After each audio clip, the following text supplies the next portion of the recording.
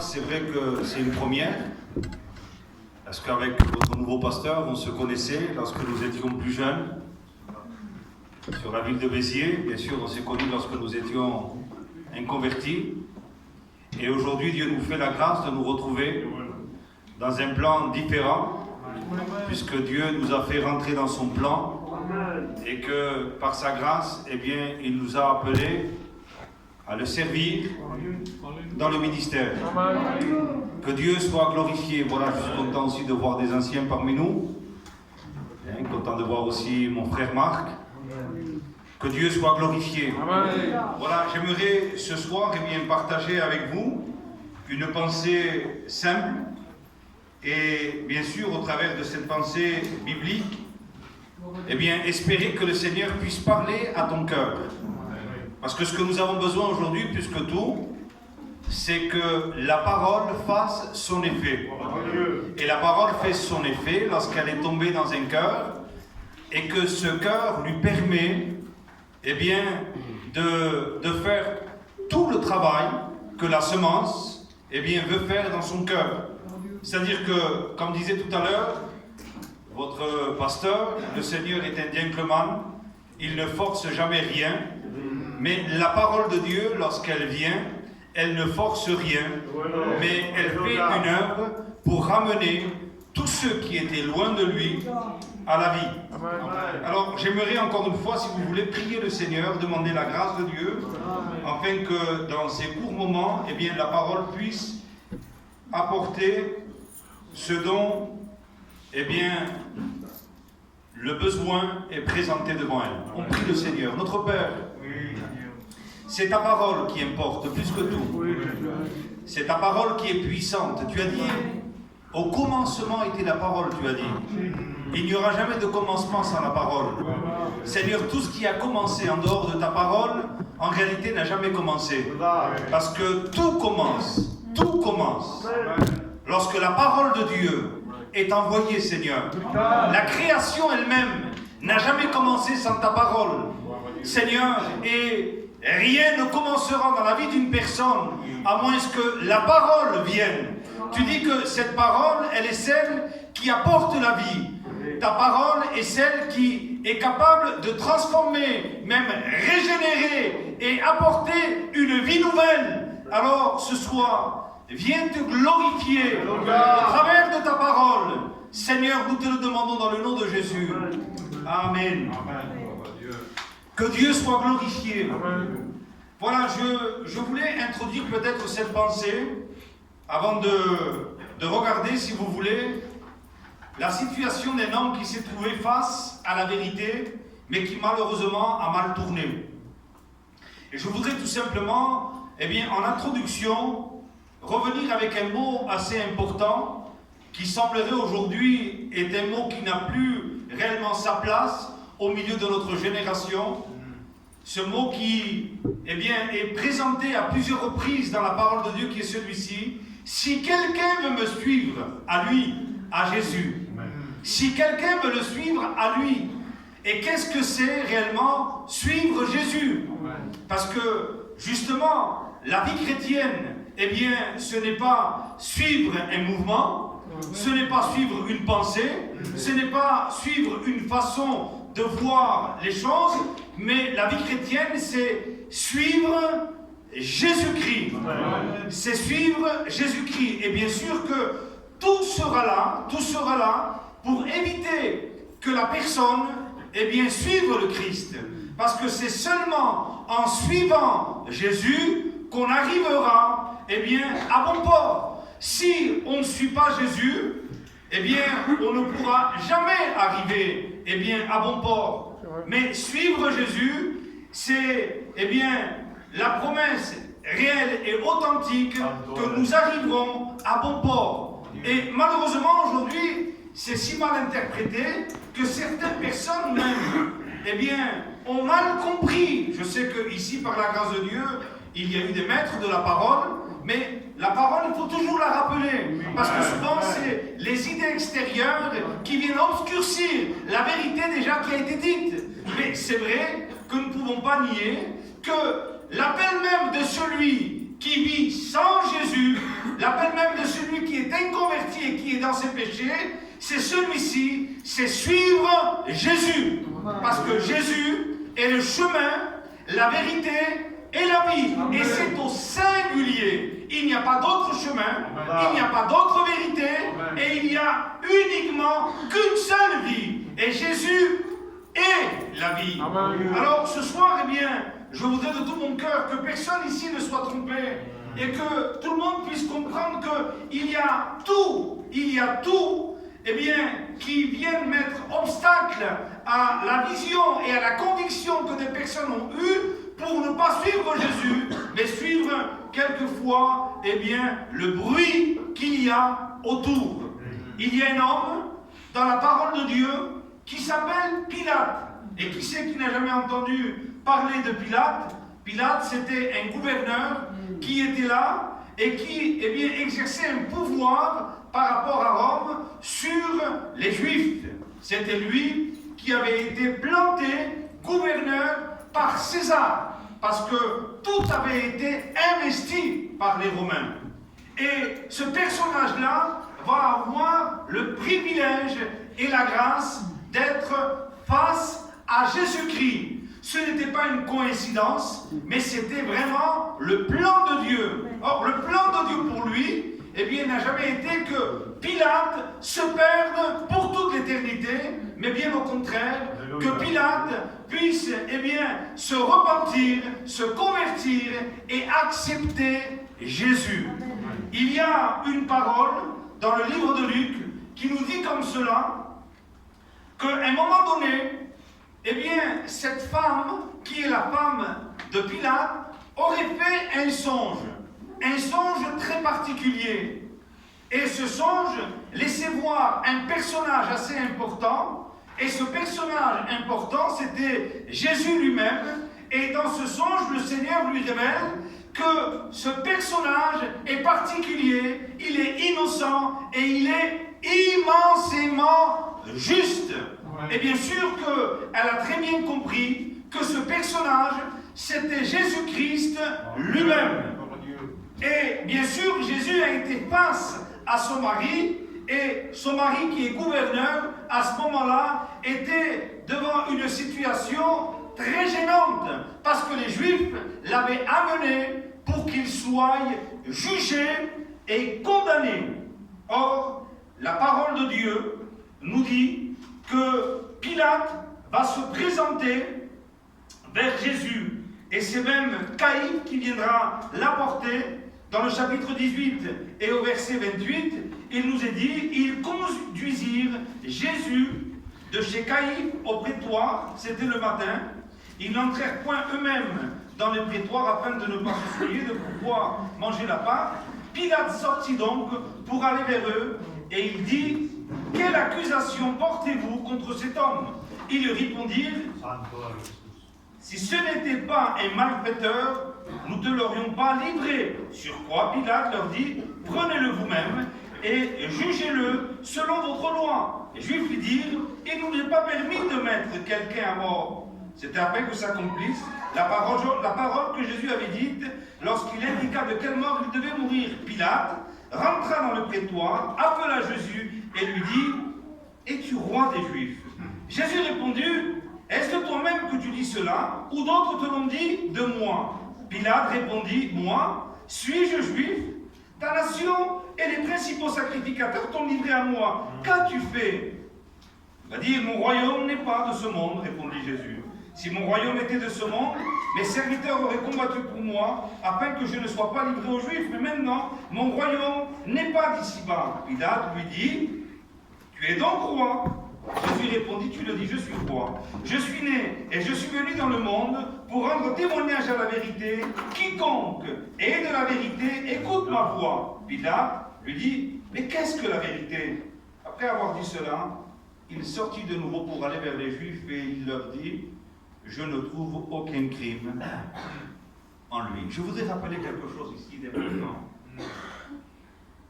C'est que dans le contexte de cette histoire, je rappelle le fait que la femme de cet homme est venue avec un message spécial vers lui, lui disant qu'il n'est rien entre toi et ce juste. C'est certainement une des premières convictions qui est venue dans le cœur de Pilate et qui a attiré la curiosité de savoir véritablement qui était ce personnage. Il entend qu'il est dit de lui, par les accusations, qu'il s'est proclamé roi des Juifs. Alors il va lui demander, et il va lui dire, mais est-ce que tu es roi? Et si vous voulez, dans la contestation de Jésus, on comprend qu'il était, eh bien, en position de vouloir comprendre et être convaincu de ce que les gens disaient de lui. Alors il dit, est-ce de toi-même que tu dis ces choses, ou d'autres te l'ont dit? Dans le fond, il voulait rassurer les convictions qui étaient en train de naître dans son cœur en lui posant la question à Jésus, es-tu roi? Et bien sûr que Jésus va lui répondre et il va lui dire, si mon royaume était de ce monde, il dit alors, mes serviteurs auraient combattu pour moi. Mais il dit, mon royaume n'est pas d'ici-bas. Il comprend à partir de là, et il y a une conviction intérieure qui va naître dans le cœur de cet homme, c'est que le personnage qui est en face de lui est roi, mais dans le monde céleste. Et bien sûr que cela va impressionner son cœur. Et en regardant, eh bien cela, il va se rendre compte qu'il est innocent. Et en plus, une crainte anime cet homme. Cette crainte d'avoir cette personne devant lui, qui est juste, qui est innocent, et qu'en plus de ça, il est en train de dire qu'il est roi, mais pas de ce monde, mais roi de la dimension céleste. Alors il veut le relâcher. Et lorsqu'il demande à la foule de le relâcher, bien sûr la foule s'écrie et dit non, non, non, non, non, non, nous voulons qu'il soit jugé et nous voulons qu'il soit crucifié. Alors à partir de ce moment-là, il y a un débat entre ce qui se fait à l'intérieur de cet homme et les voix qui sont à l'extérieur de la vie de cet homme. Des convictions naissent, mais il y a une foule qui est présente et qui fait pression à ces convictions. Et il semblerait que, eh bien, la foule est plus tenace même que les convictions qui sont à l'intérieur de son cœur, jusqu'à arriver à un moment donné où le texte nous dit que lorsqu'ils viennent de nouveau vers Pilate, ils vont lui dire, mais non, il s'est même proclamé fils de Dieu. Alors il est juste, il est innocent, il est roi, mais là, la Bible nous dit, quand Pilate, au verset 8, entendit cette parole, sa frayeur augmenta. Non seulement il est juste, en plus de ça, il est roi, mais en plus de ça, il s'est proclamé fils de Dieu. Et là, la frayeur a augmenté. On voit ici, dans la vie de cet homme, des convictions fortes, des convictions puissantes qui doivent l'amener à prendre une position face, eh bien, à cette foule qui lui tient tête contre les convictions qui sont nées à ce moment-là dans son cœur. Mais la chose n'est pas si simple. Parce que la foule est là. Et elle insiste avec des menaces. C'est comme si un peu, si vous voulez, l'enfer se levait contre cet homme. Cet homme ne sait plus quoi faire. Parce qu'il est extrêmement gêné de juger Jésus, de le condamner.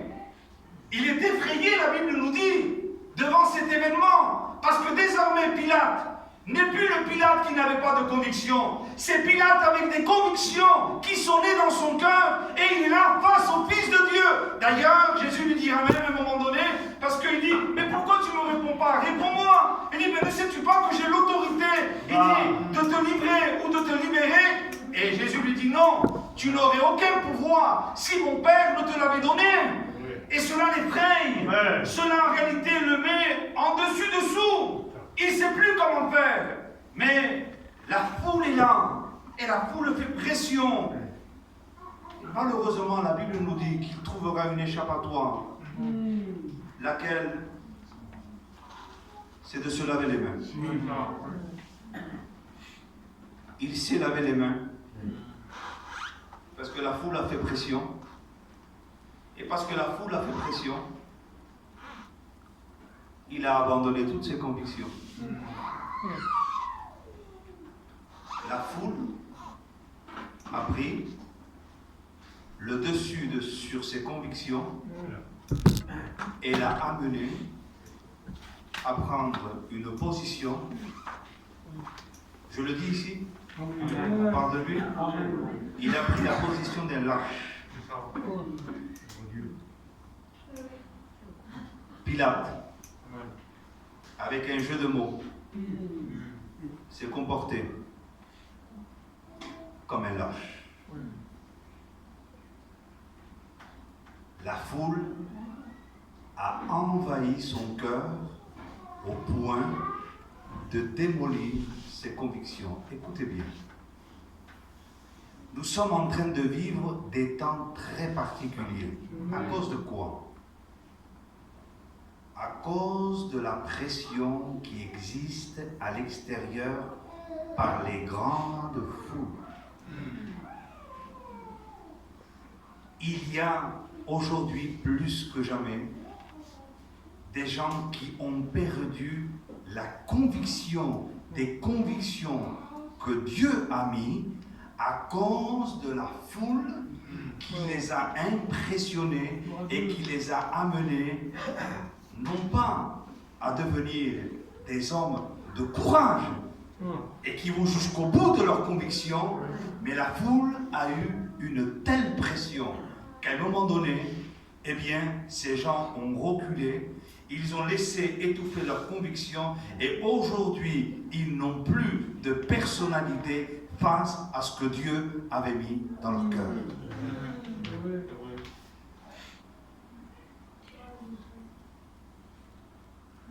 Il y a eu un moment dans la Bible où des foules entières venaient vers Jésus. Et nous trouvons même qu'au milieu de la foule, il y avait des bonnes choses qui se faisaient. Un jour, alors qu'il rentre à Jérusalem, la foule est présente devant Jésus, alors qu'il est monté sur une âne. Et la foule est en train de dire « Hosanna! Hosanna! Gloire dans les lieux élevés! Gloire dans les cieux!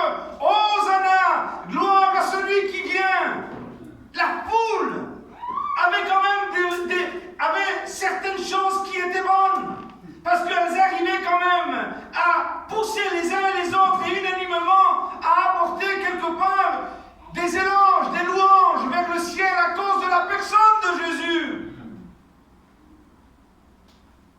Nous retrouverons plus tard que dans le concept même de la foule, la Bible nous dira, c'est ce que nous venons de voir, autant la foule était capable de dire Hosanna, que la foule est capable de dire aussi crucifie-le, crucifie-le, et crucifie-le.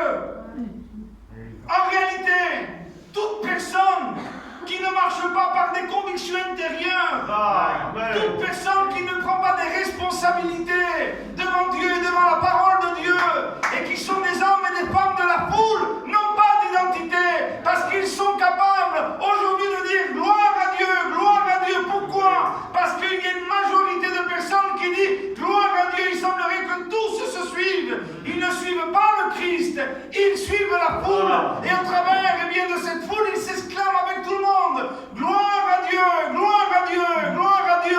Les mêmes personnes qui ne suivent pas Jésus et qui sont en train de suivre la foule sont capables demain de dire crucifie-le, crucifie-le et crucifie-le. Mes amis, suivre Jésus, accepter de le suivre, n'a rien à voir avec, ce que nous pouvons voir aujourd'hui, où les gens sont impressionnés par, la quantité des personnes qui sont capables de changer du jour au lendemain. Suivre Jésus, c'est quelque chose de concret, c'est quelque chose de personnel. Jésus n'a jamais appelé en groupe, mais il a dit si quelqu'un veut me suivre, c'est personnel, c'est personnel. Et Dieu veut qu'on comprenne aujourd'hui que l'appel que Dieu nous adresse, elle est personnelle, elle ne se fait pas en groupe. On ne cherche pas des groupes, on ne cherche pas des foules. Mais ce qui est certain,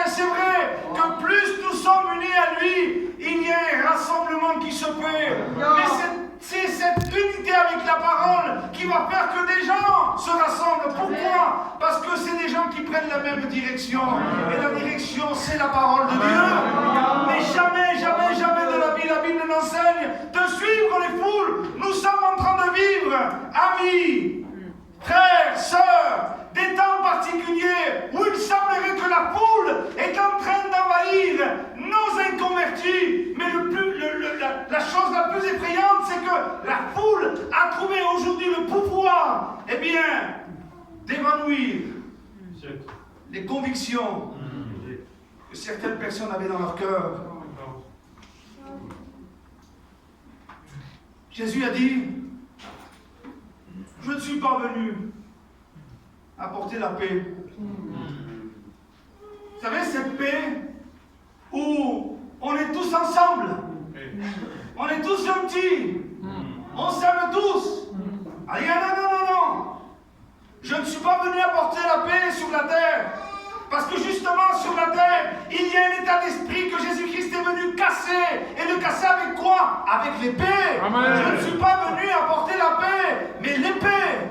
Je ne suis pas venu apporter la paix, il va dire même, mais la division, la séparation. Savez-vous que la parole de Dieu sur la terre est complètement dans l'obstination de la séparation? Dieu sépare les ténèbres et la lumière. Dieu sépare la nuit avec le jour. Et Dieu sépare son peuple avec ceux qui ne sont pas de son peuple. C'est un Dieu de séparation. Et il le fait par la parole. La parole, nous dit la Bible. Il est écrit comme cela dans Hébreux chapitre 4 verset 12. La parole est plus pénétrante que l'épée quelconque. Elle vient partager. Nous sommes arrivés à la fin des temps. Où il semblerait que c'est la foule qui a raison. Et c'est la foule qui intimide des gens qui ont reçu des convictions dans leur chambre secrète. Dieu a parlé à certains hommes, Dieu a parlé à certaines femmes, mais sous la pression de la foule, ils refusent de s'identifier. Mes amis, nous avançons droit vers la venue du Christ. Le Seigneur revient bientôt. Et je voudrais rappeler haut et fort ici ce soir qu'il y a une vérité que nous devons comprendre, c'est que l'engagement avec Dieu est un engagement personnel. Voyez, aujourd'hui, je sais que par exemple ici, à Perpignan, il y a plusieurs églises. Et ça fait des années que je viens ici, et je ne juge personne, mais je connais un petit peu le concept de ce qu'il y a ici, puisque je parle avec certaines personnes de 10 églises au moins qu'il y a ici. Les gens vont là où il y a du monde. Et quand les gens partent dans une église où il y a une atmosphère nouveau et qu'il y a là-bas, eh bien beaucoup de monde dit alors là-bas, mais vous suivez qui? Jésus ou du monde? Il y a des gens qui sont troublés au pays. Oh là, t'as vu, ça fait un temps. Et il semblerait que les choses ne vont pas, l'église se vide, on ne voit plus autant de monde, alors moi je me retire, je m'en vais. Je l'ai vu combien de fois ici à Perpignan, des gens qui se sont retirés des églises. Pourquoi? Parce qu'il semblerait qu'il y avait une atmosphère un peu tendue, il y avait un travail de l'esprit, le Seigneur était en train d'affranchir certaines personnes de certains comportements. Oh, cette parole est trop dure. Qui peut l'entendre? Et on voit une foule se diriger vers ce qui est plus facile. Je ne juge personne ici. Mais allons écouter un message un petit peu plus souple. Allons entendre des choses qui nous intéressent un peu plus. Et attention, il ne faut pas les toucher parce que c'est les premiers à dire ça ne va pas là-bas. Il y a quelque chose qui ne va pas chez lui. Ça ne va plus. Avant ça allait bien, maintenant ça ne va pas bien. Alors non, parle là-bas. Tu parles là-bas, mais tu suis qui? Jésus ou la foule? Pourquoi tu n'oses pas dire que tu as perdu tes convictions? Qui sait, peut-être même que tu n'as jamais eu de convictions. Tu as tellement été habitué à suivre les gens qu'aujourd'hui, eh bien, tu ne te rends même pas compte que tu n'as jamais suivi Jésus.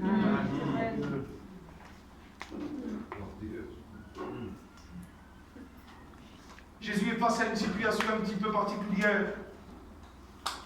Et dans cette situation-là, il y a des choses qui se disent sur lui. Jésus a une parole un petit peu cassante. Jésus a dit à l'homme riche, vends tout et suis-moi. Jésus a eu des paroles qui ont blessé certaines personnes parce qu'ils ne s'attendaient pas à cela. Ils s'attendaient bien que Jésus pense comme eux. Alors que Jésus en réalité voulait les ramener à sa pensée parce qu'une seule pensée est digne d'être reçue, c'est celle qui vient de Jésus-Christ. Il a la pensée de Dieu parce qu'il est Dieu comme son Père. Et là, ils sont là. Jusqu'à un moment, tout va bien. On le suit. Si ma mémoire est bonne, il y a 82 personnes qui le suivent d'une façon particulière. Et à un moment donné, il y en a 70 qui explosent. Et qui vont dire, oh, Jésus, on a chassé les démons, on a guéri les malades, on s'est régalé d'être sous un état d'autorité et de puissance sur les autres. On nous a regardés, on nous a acclamés, et on nous a dit, voilà les grands libérateurs, voilà les hommes de délivrance. C'est un peu ça ce qui se passe dans le cœur de ces gens-là. Mais Jésus maintenant leur adresse, si vous voulez, réellement la véritable qualité de la vie de celui qui le suit. Et celui qui le suit avec une qualité de vie, c'est celui qui honore la parole de Dieu. C'est celui qui aime la parole de Dieu. C'est celui qui a mis en avant la parole de Dieu. Et non pas le pouvoir, non pas les plaisirs, et non pas encore moins les divertissements. Il y en a qui cherchent les divertissements dans l'église. Et on dit comment il chante là-bas, ramenez-le celui-là, on va se régaler. 70, c'est curieux, hein? Il semblerait que tous ceux qui font, qui prennent des mauvaises décisions, c'est toujours la majorité. 70, et il en reste que 12. Et n'oubliez jamais qu'au milieu de ce 12, l'un d'eux est un démon en plus de ça. Et 70 sont là. Et ils n'ont pas peur de lui dire, hein, parce que de toute façon, les gens qui font des mauvais choix, souvent dans la vie, ils n'ont pas peur de dire ce qu'ils vont faire. Parce que déjà, il y a comme un égarement en eux. Il y a déjà en eux des convictions qui sont éteintes. Il y a des idées fausses. Il y a déjà un travail qui est mauvais. Je prie Dieu pour que nous soyons chacun de nous garder dans la clarté et que nos convictions soient de la parole de Dieu.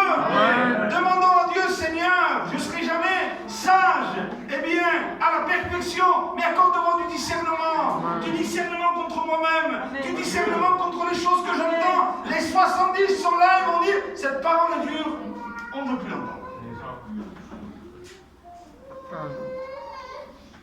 À côté des 12 qui restent,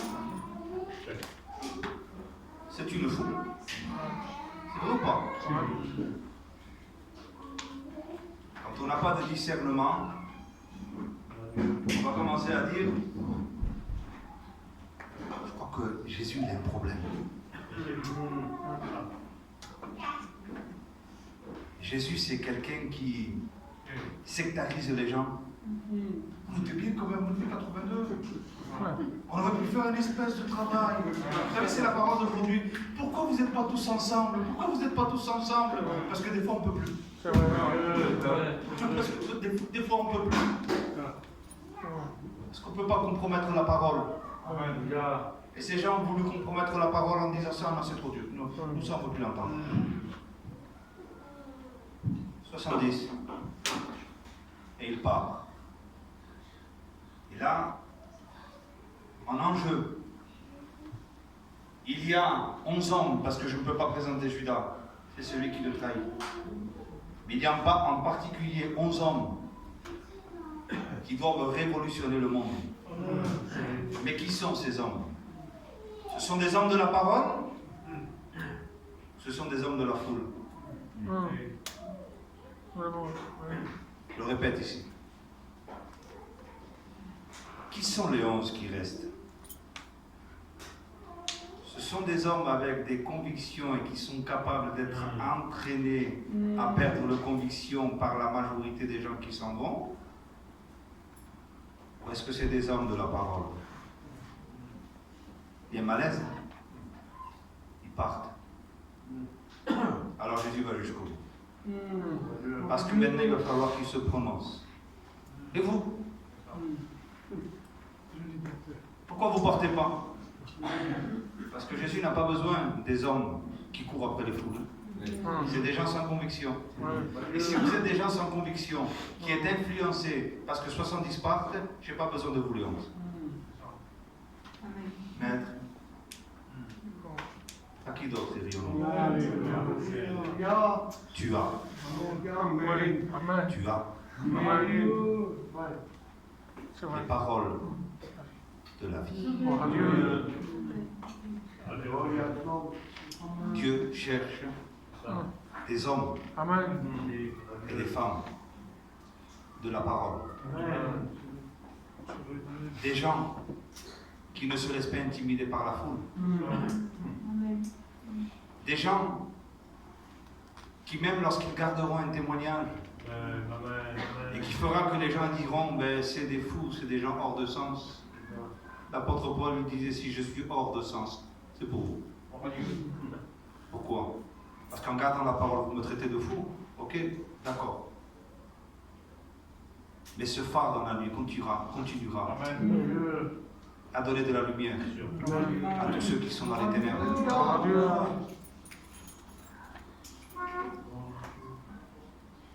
Et terminer avec ça. Jean le Baptiste a connu aussi une étape assez particulière. Il a commencé, il était tout seul dans le désert. Tout seul. Il y avait quelque chose en lui. Il y a quelque chose qui est né dans la solitude de cet homme. Il y avait un feu particulier dans la vie de cet homme qui brûlait en lui. On disait qu'il avait l'esprit d'Élie. Ça veut dire tout simplement un homme courageux. D'ailleurs, il avait le même courage qu'Élie. Si Élie a pu dire au roi Akab qu'il troublait le peuple, Jean le Baptiste a dit à Hérode, il ne t'est pas permis. Des hommes de courage, qui savent dire la vérité en face. Dieu veut des hommes et des femmes de courage, qui ne vont pas reculer devant les événements pour dire la vérité c'est ça. La vérité c'est ça. Dieu a fait naître des convictions dans mon cœur. Je regarde dans les Écritures. Ces convictions ne sont pas les pensées d'hommes. Ces convictions naissent de la parole. Et lui, alors, des foules viennent de partout. Mais de partout. Tout le monde se baptise. Tout le monde vient. Les pharisiens, tout le monde. Mais l'homme de discernement. Parce que ce n'est pas un homme de la foule, c'est un homme de Dieu. Et voyant la foule venir à lui, il va lui dire, mais qui vous a appris à fuir la colère à venir? Il y en a aujourd'hui qui se compromettent avec la quantité des personnes pourvu qu'on remplisse nos locales, pourvu que la foule soit... Ah, c'est la recommandation que Dieu nous a donnée.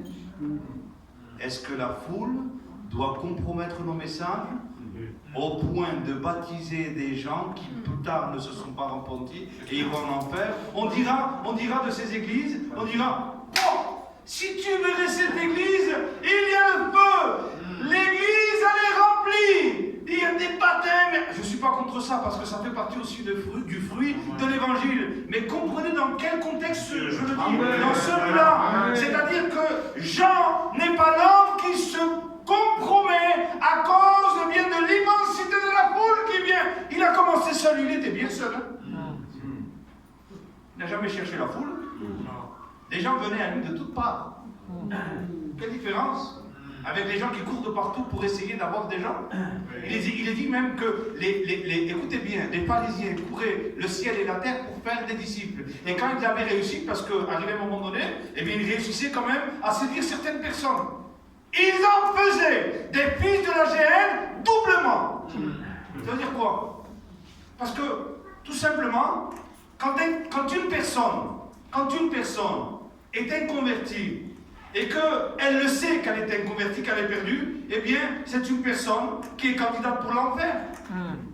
Mais quand une personne ne s'est pas repentie et qu'elle rentre dans l'église et qu'elle se croit chrétien ou chrétienne, alors elle est doublement perdue, parce qu'elle n'a plus d'identité. Plus d'identité.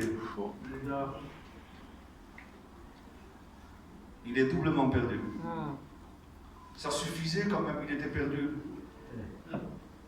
Maintenant, il est doublement perdu. Parce que pour ôter maintenant la religion qu'il a,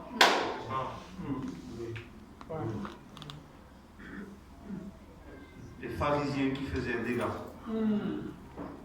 Jean le Baptiste il voit la foule, il ne va pas s'enorgueillir parce que ce n'est pas ça qui lui intéresse. Ce qui lui intéresse, ce n'est pas d'avoir des foules énormes autour de lui, c'est de faire la volonté de Dieu. Il y a quelque chose qui me surprend aujourd'hui. Il y a comme des compétitions, vous savez. D'ailleurs, il y a certaines personnes qui ne cherchent plus à sauver des âmes. Ils cherchent à prendre des chrétiens des églises. C'est monstrueux. Je veux dire quelque chose. Soyons chacun de nous des Jean le Baptiste. Soyons des gagneurs d'âme. Faisons avancer l'œuvre. Mais pas au point de se compromettre avec les foules. C'est Dieu qui ajoutera. C'est Dieu qui sauvera. C'est Dieu qui fera son œuvre. Vous me permettez de terminer juste avec un dernier point. Noé était appelé le prédicateur de la justice. Si ma mémoire est bonne, pendant à peu près 100 ans, il a construit l'arche. Et la construction de son arche était tous les jours une prédication. Pourquoi? Parce qu'en construisant l'arche, il annonçait le jugement à venir. Parce que c'est ce qu'on vit qui annonce, plus que ce qu'on dit, le jugement à venir. Il a fait la volonté de Dieu. Il trouve grâce aux yeux de Dieu. Combien de personnes il sauve? Vous vous souvenez? Vous vous souvenez combien de personnes il a sauvé, Noé? 8. Pas terrible son résultat, 8. Mais il n'a jamais cherché les grandes foules. Il a cherché à faire la volonté de Dieu. Vous avez des Jonas. Ils partent. Furieux. Ils n'ont pas l'esprit, si vous voulez. Ils n'ont pas les sentiments de Dieu. Il ne veut pas que Ninive se repente. D'ailleurs, je ne sais pas si vous avez noté, il n'a jamais prêché la repentance. Un mec qui me regarde comme ça, non, il n'a pas prêché la repentance. Il ne voulait pas qu'il se repente. Quand on voulait qu'il prêche la repentance, il annonçait que le jugement. Encore 42 jours et Ninive sera détruite, c'est ce qu'il voulait. Combien de personnes il a sauvées? 120 000. Alors les gens vont dire, Noé, 8 personnes.